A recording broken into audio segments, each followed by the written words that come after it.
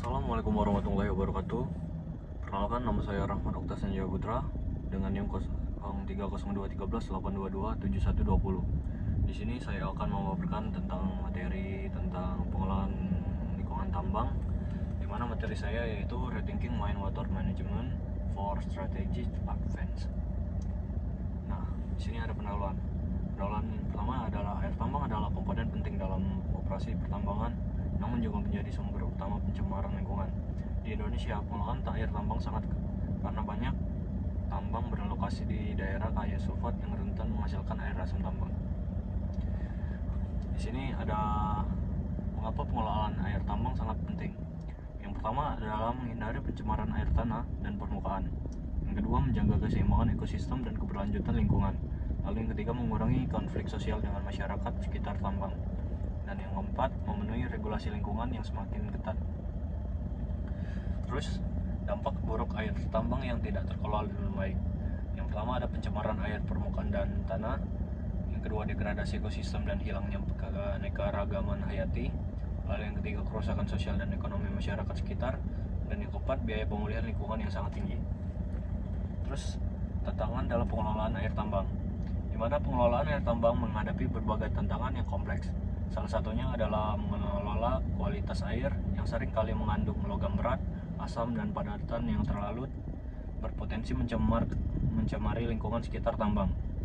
Selain itu, perubahan iklim dan variabilitas cuaca hujan juga menjadi tantangan karena dapat meningkatkan volume limpasan air tambang secara tiba-tiba, memperburuk kualitas air, dan meningkatkan risiko banjir.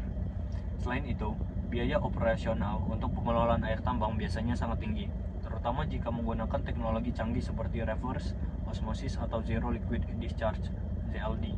Perusahaan tambang juga harus memastikan kepatuhan terhadap regulasi lingkungan yang semakin ketat, yang mengharuskan mereka untuk menjaga kualitas air sesuai standar pemerintah. Nah, di sini ada pendekatan strategis dalam pengelolaan air tambang. Pendekatan strategis dalam pengelolaan air tambang sangat penting untuk memastikan operasi tambang yang berkelanjutan dan ramah lingkungan.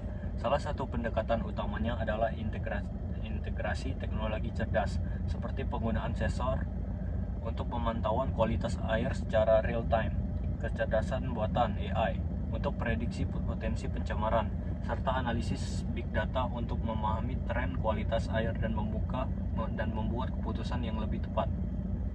Selain itu, pemanfaatan ulang dan daur ulang air menjadi strategis penting untuk mengurangi konsumsi air baru dan mengurangi dampak lingkungan. Ini bisa dilakukan dengan menerapkan sistem pengolahan air tertutup (closed loop) dan teknologi zero liquid discharge (ZLD) yang mampu mengelola air limbah hingga benar-benar bebas cairan.